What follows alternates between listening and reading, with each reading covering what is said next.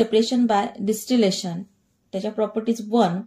It is used for separating substances from a liquid mixture. 2. Heat is given during the separation. 3. It is based on the properties of vaporization, condensation and boiling points up to miscible liquids. Miscible liquids म्हणजे मिसळले जाणारे. 4. It is used for separating salt from water. Separation by separating funnel. 1. It is used for separation of a mixture up to miscible liquids. न मिसळले जाणारे जे काही द्रव पदार्थ आहेत त्यांच्यामध्ये. Heat is not given during the process. 3.